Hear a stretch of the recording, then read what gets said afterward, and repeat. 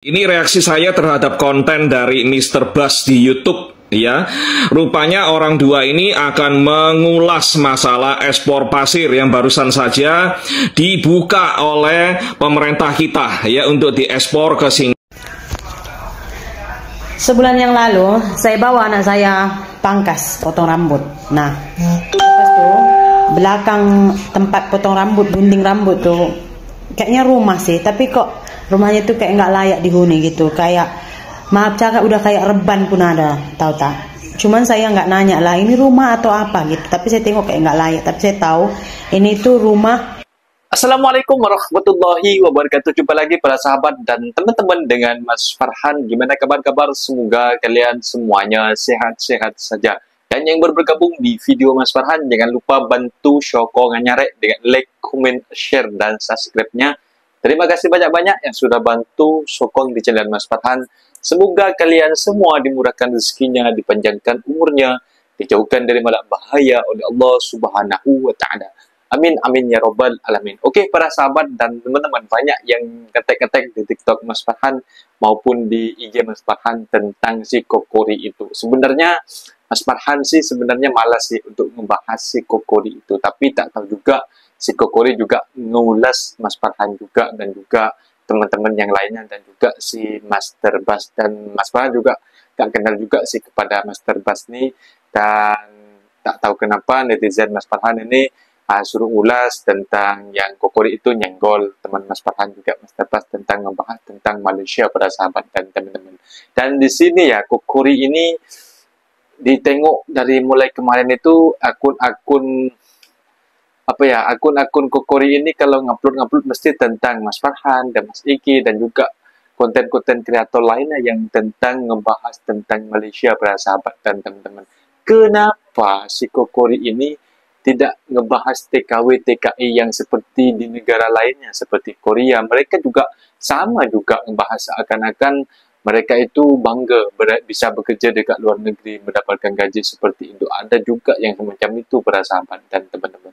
Tapi si Kokori ini tutup mata, hanya membuka mata kepada TKW TKI yang berada di Malaysia, khususnya yang membuat konten YouTube ataupun TikTok para sahabat dan teman-teman. Entahlah, si Kokori aku tak tahulah. Aku nak mengata tentang pasal Kokori ini, aku anggaplah ini Kokori sebuah lelucon yang harus menjadi bahan tertawaan bagi semua orang yang menengok tentang Kokori. Entah kenapa dia bisa koyak macam itu ya para sahabat dan teman-teman. Dan dulunya sih Kokori itu juga kalau TikToknya itu Master RI kan, Master RI. Setelah itu mungkin konten-konten kreatornya, konten-konten VT-VT-nya yang dia buat itu seolah-olah memang memburuk-burukkan kan, memburuk-burukkan itu. Jadi kena repot lah, mesti kena banned gitu, tukar lagi dengan si Kokori. Dan sekarang ini si Kokori itu dan mungkin kena lapor juga, kena repot juga lah sekarang ini. Jadi sekarang itu juga video-videonya itu sekarang di privasi para sahabat dan teman-teman, tak boleh ditengok jadi gitu. Jadi sekarang itu ada juga TikTok barunya si Kokori itu dinyamai Mas Ribut gitu. Entahlah si Kokori ini, aku dah cakap banyak kata dengan Kokori, aku tak tahulah. Sebenarnya si Kokori itu mungkin lebih sepuh daripada saya ya. Tak patutlah kalau saya itu menasihati Kokori. Tapi apa salahnya kalau memang baik, telanlah meskipun pahit. Macam itu. Si Kokori ini aku tak tahulah. Aku dah kata, ambil yang baiknya, yang buruk jangan diambil macam itu. Kalau kita tak membuat konten-konten macam itu, ucapan kita itu tak pernah dipandang oleh menteri-menteri kita para sahabat dan teman-teman. Buktinya kalau dekat Indonesia itu apa-apa yang sudah viral dan sudah di-post nanti akan ditinjau oleh pemerintah para sahabat dan teman-teman. Lain kata dengan negara sini. Bila ada juga orang yang kerja betul-betul, memang ditengok ini harus diperbaiki, seperti jalan, memang harus diperbaiki para sahabat dan teman-teman. Kalau dekat kampung Mas Farhan, baru diviralkan dulu, baru diviralkan, dibuat video masuk TikTok ini, nanti ditengok pemerintah, nanti diperbaiki gitu para sahabat dan teman-teman. Entahlah, memang anggaran itu memang ada sih, rasa memang ada dari presiden itu, memang anggaran itu untuk setiap desa-desa itu, setiap kabupaten-kabupaten itu ada, tapi entahlah kenapa tak sampai kepada desa-desa itu ya para sahabat dan teman-teman. Dan juga si Indonesia ini memang terkenal dengan korupsinya memang korupnya pada kayak macam apa ya, kalau dekat Malaysia itu macam apa ya, pokoknya kalau dekat Indonesia itu korupsi gitu. Apalah aku lupa lah kan Mas Farhan itu, kalau teman-teman tahu apa yang korupsi itu dekat Malaysia, Mas Farhan kemarin itu tahu, tapi sekarang dah lupa lah apa gitu, cakap rasuah kalau dekat Malaysia itu rasuah ya, tapi setiap negara itu mesti ada rasuah, tapi kalau dekat Malaysia itu sedikit para sahabat dan teman-teman, tak macam dekat kampung Mas Farhan. Dekat kampung Mas Farhan itu ada orang tua-tua dulu, kalau orang pun kalau tak ada cap neraka menyentuh takkan jadi menteri dekat Indonesia menyentuh. Makanya kalau dari keturunan Mas Farhan itu, dari nenek moyang Mas Farhan, jangan sampai menjabat menjadi menteri apapun itu alasannya, jangan sampai menjabat karena takutnya tidak amanah para sahabat, jadi nanti memakan uangnya rakyat macam tu para sahabat. Tidak diperbolehkan dari nenek moyang Mas Farhan untuk jadi menteri-menteri apalah, meskipun menteri yang kecil sampai besar tak diperbolehkan karena takut tidak amanah. Itu kuncinya para sahabat dan teman-teman. Dan di sini ke Korea nyinyir banget ya para sahabat dan teman-teman, dan ngebahas tentang itu sih Mas Terbas, ngebahas tentang pasir yang diekspor ke Singapura macam tu. Jadi terlalu berlebihan. Jadi di sini Mas Terbas itu menyenggol lah, membuat macam menyenggol Indonesia macam tu. Jadi di sini si Kokori kepanasan. Jadi kemarin itu kepanasan pasal ringgit, pasal gaji TKI Malaysia. Sekarang kepanasan tentang ekspor mengekspor. Dan mungkin teman-teman penasaran seperti apa videonya, kita simak sama-sama. Let's go. Ini reaksi saya terhadap konten dari Mr. Bas di YouTube. Ya, rupanya orang dua ini akan mengulas masalah ekspor pasir yang barusan saja dibuka oleh pemerintah kita ya untuk diekspor ke Singapura ya. Nah, cuman narasi mereka adalah mereka memuji-muji seperti biasanya negara jiran sebelah ya. Katanya mereka ini bijaksana, negara tersebut bijaksana melarang ekspor pasir bla bla bla bla bla. Lalu dibandingkan lagi dengan pemerintah kita, pemerintah Indonesia ya, dengan narasi tentunya dengan narasi yang menuduh, negatif dan tidak baik ya. Ya seperti biasalah mereka ini sepertinya yaitu lebih pro kepada negara asing sebelah daripada pro NKRI ya. Dan kalau kalau saya pribadi, saya cenderung supaya pemerintah tidak lagi mengekspor pasir ke negara manapun.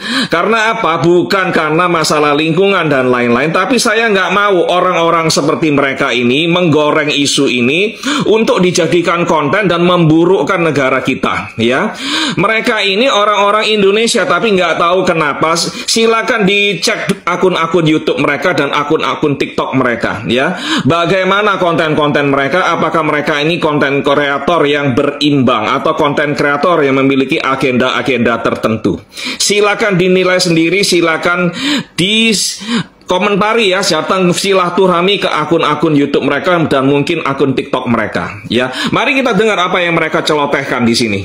Ini udah tobat, Konoha malah kumat nih, mau ekspor pasir laut. Waduh, kok bisa gitu ya?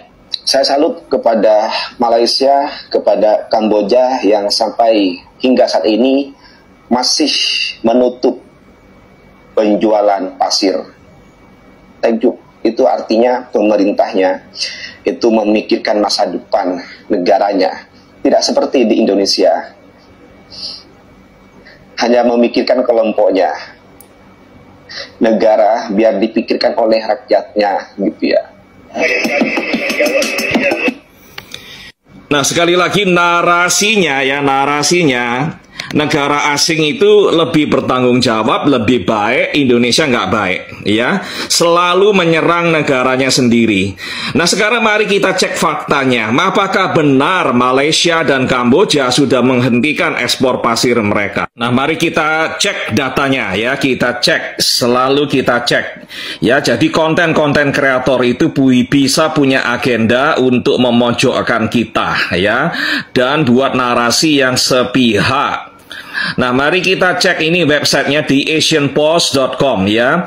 Feeding Singapore Hunger Sand. Jadi Singapura itu lagi haus pasir, ya. Ini siapa yang menyuplai pasir terbanyak ke Singapura? Ini dari tahun 2008 sampai 2017, ya. Juara 1 Kamboja, juara 2 Vietnam, juara 3 Malaysia, juara 4 Myanmar, kemudian Filipina, lalu Indonesia berikutnya, paling kecil, ya. Nah, ini sangat tidak adil ini narasinya Mr. Bas. Karena apa? Malaysia, Kamboja, Vietnam, dan lain-lain itu sudah menjual sebegitu banyak tanahnya selama tahun 2008 sampai 2017, ya. Kemudian dihentikan, ya mungkin karena berbagai macam faktor. Mungkin aja harganya terlalu murah, ya, kepingin harga lebih. Mungkin aja ada yang iri melihat jirannya kok tanahnya tambah besar, ya. Diuruk jadi tanah yang baru, mereka bangun kondominium, bangun bangunan yang berharga macam-macam, lalu dijual lagi nilainya beribu-ribu kali lipat, mereka nggak seneng, ya. Jadi mereka merasa rugi begitu, ya. Jadi di sini bisa kita lihat tahun 2008 sampai 2017 siapa yang mengekspor pasir laut paling banyak? 3 besar, Kamboja, Vietnam, Malaysia, ya. Dan itu Mr. Bas itu kan bilang muji-muji negara Kamboja, ya, nggak boleh ekspor lagi. Ya terang lah, wong mereka sudah kenyang, ya, sudah ekspor begitu banyak, mereka sudah kenyang, ya. Kalau sekarang dihentikan, ya mungkin untuk konten-konten politik atau mungkin harganya nggak cocok atau bagaimana alasan-alasan lain-lainnya, ya. Nah, apakah Malaysia masih mengekspor pasir ke negara-negara lain? Nah, ini kita lihat, ya, dari website Statista, ya, dari website statista.com. Di sini distribusi ekspor pasir seluruh dunia tahun 2022 dipimpin oleh negara mana aja? Ini 1 Amerika Serikat, ya, nomor 2 Netherlands, ya, Belanda, yang nomor 3 Jerman, yang nomor 4 Belgia, yang nomor 5 siapa? Malaysia. Tahun berapa? 2022. Jadi tidak benar Malaysia sudah menghentikan ekspor pasir. Ke Singapura mungkin berhenti, tapi ke negara lain buktinya ini, ya. Ini, ya, Malaysia 4,9%, ya. Lalu website satunya lagi dari worldtopexport.com, ya. Nah, ini top 10 exporters by country, negara pengekspor pasir yang paling banyak di dunia, ya, yang paling besar. Kita lihat negaranya mana aja, tereng, ya. Ini tahun berapa? Tahun 2023, ya. Yang paling banyak Amerika, Belanda, Jerman, Belgia, Kamboja, dan Malaysia. Nah, 2 nama yang dipuja-puji sama Mr. Bas, ya. Keluar lagi namanya di sini. Nggak main-main, ya, 97,1 juta dolar, ya. Market share-nya, pangsa pasarnya 4,7% dari total ekspor pasir seluruh dunia. Kemudian Malaysia 4%, ya, 89,4 juta. Kalau dibilang menghentikan ekspor pasir ke Singapura itu mungkin benar, tapi bukan berarti mereka tidak mengekspor pasirnya ke negara lain. Ini buktinya, ya. Silakan kalian cek dan recheck, ya. Jadi teman-teman semua, ya, konten-konten YouTube oleh orang-orang macam ini, Mr. Bas, Iki, ya, kemudian tadi temennya yang satunya lagi itu WAW channel itu, Dan banyak sekali konten-konten YouTube belakangan ini yang kita temukan, ya, cenderung narasinya memburukkan negara mereka sendiri, Indonesia, membaik-baikkan negara lain, khususnya negara jiran kita, sebelah kita. Saya nggak tahu kenapa, Anda tanya sama mereka, ya. Saya nggak mau menuduh. Apa motivasi mereka di belakang ini? Kenapa mereka bikin narasi-narasi yang sangat menyesatkan seperti ini, ya? Jadi, kalau saran saya kepada pemerintah, sebaiknya dihentikan total Indonesia nggak ekspor pasir apapun, supaya nggak digoreng oleh oknum-oknum semacam ini, ya. Itu dari saya. Yang merasa konten ini bermanfaat, bagikan, posting ulang, komentar. Yang belum follow, silakan follow, dan silakan dikepoin akun YouTube-nya Mr. Bas, ya. Yang mau silaturahmi, kasih komentar, boleh, jangan membuli dia, tapi Anda menyatakan ketidaksetujuan Anda, ya.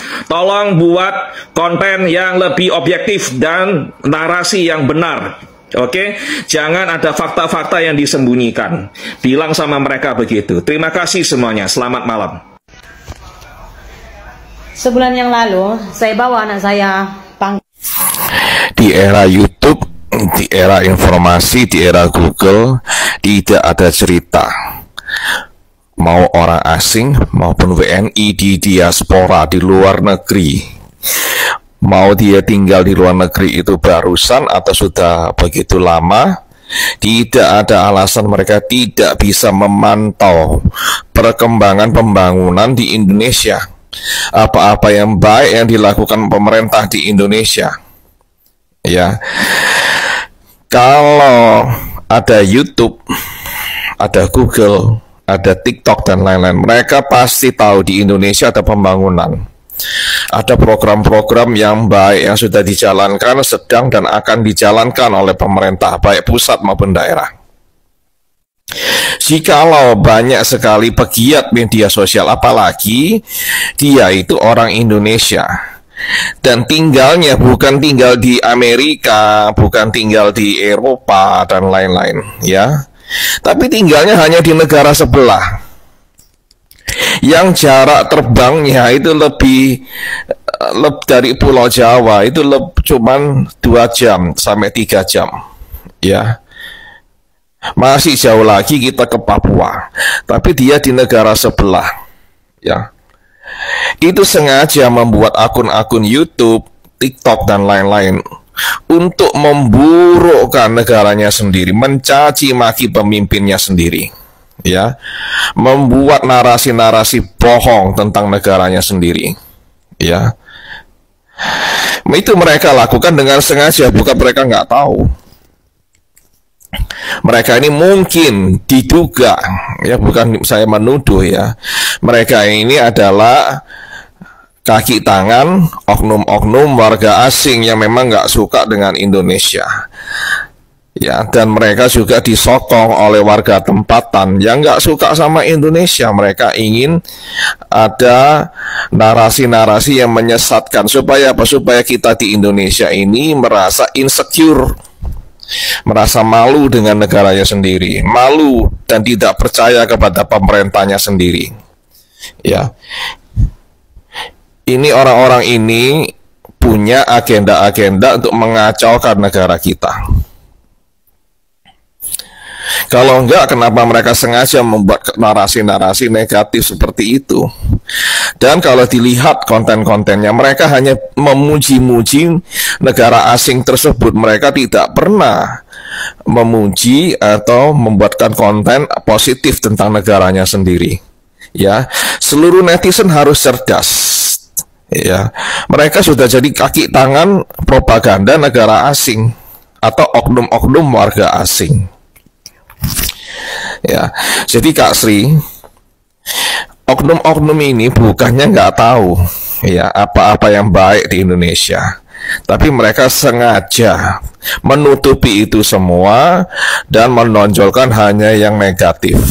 Ya, jadi saya minta semua teman-teman yang mendengarkan konten ini agar waspada dan bijak, tidak termakan narasi sesat mereka. Nah, seperti itu para sahabat dan teman-teman, videonya kita yang simak ya. Bahkan si Kokori ini teliti dengan betul menengok dekat Google sampai Sampai-sampai itu Kokori menengoknya sampai ke Google ya, teliti betul dari saking koyaknya panas gitu kan. Kenapa banyak yang membuat konten-konten tentang aku macam tu kan. Jadi si Kokori itu pokoknya banyak, bukan para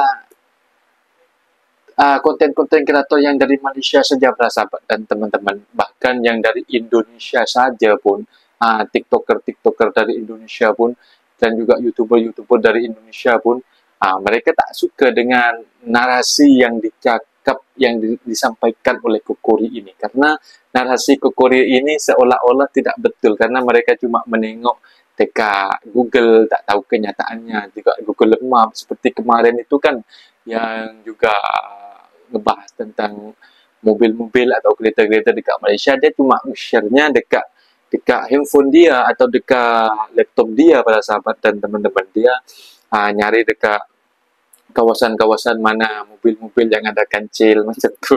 Jadi mereka cakapnya di situlah, inilah yang dikatakan negara maju macam tu.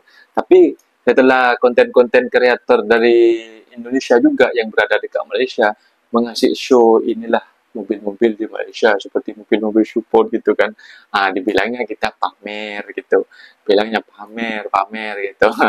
Setelah itu kita cakap tentang gaji, setelah itu gajinya kecil gitu kan si Kokori kan, jangan kerja dekat Malaysia gitu. Tapi nyatanya banyak orang Indonesia beribu-ribu berbondong-bondong sampai datang lewat belakang para sahabat dan teman-teman. Banyak yang datang dari Indonesia itu. Pokoknya Malaysia itu dulu memang menampung banyak yang datang dari Indonesia para sahabat dan teman-teman. Tapi sekarang ini tak dikasih ampun lah bagi pendatang yang tanpa izin yang ilegal lewat belakang, memang tidak dikasih ampun. Dan juga si Kokori itu juga ngebahas tentang gajinya kecil dekat Malaysia, dengan datang ke Malaysia begitu. Tapi setelah dikasih show oleh para TKW-TKI yang ingin membantah ocehan Kokori, narasinya Kokori itu selalu menengok video. Mestinya Kokori itu kalau dekat TikTok Mas Farhan itu selalu nyetik pasal gaji itu para sahabat dan teman-teman. Apabila teman-teman Mas Farhan itu ngetek juga di kolom-kolom komentar dan juga dikirim ke Mas Farhan itu tertawa kebahak-bahak gitu. Aduh, Kokori, kenapa kok kau tak boleh move on tentang pasal gaji dekat Malaysia ini macam tu. Dan di sini para sahabat dan teman-teman, Mas Farhan selalu berpesan kepada teman-teman yang nak datang kemanapun negara, terutama ke Malaysia, jangan sampai datang secara ilegal, datanglah secara resmi, datang elok-elok, kalian akan mendapatkan kerja dekat Malaysia dengan selamat, tak takut polis, tak jadi incaran immigration. Jadi kalian itu tenang, nak pergi cuti, nak pergi jalan-jalan ke mana, kalian bisa menikmati pemandangan dekat Malaysia, banyak yang gratis, tak perlu bayar para sahabat dan teman-teman. Seperti datang ke Petronas itu, kalau dekat kampung Mas Farhan mesti ditarik karcis para sahabat dan teman-teman. Tapi dekat Malaysia itu gratis para sahabat dan teman-teman. Ada juga yang masuk ke dalam, ada juga yang bayar, tapi tidak mahal para sahabat dan teman-teman. Tapi kalau dekat pintu masuk, kalau untuk gambar-gambar, angkat gambar aja itu gratis para sahabat dan teman-teman. Makanya datanglah secara elok-elok, jangan sampai datang secara ilegal macam itu. Mungkin videonya sampai di sini para sahabat dan teman-teman. Apabila ada kata benda yang silap, Mas Farhan minta maaf sebesar-besarnya. Mohon dibenarkan di kolom komentar. Mas Farhan undur diri. Assalamualaikum warahmatullahi wabarakatuh.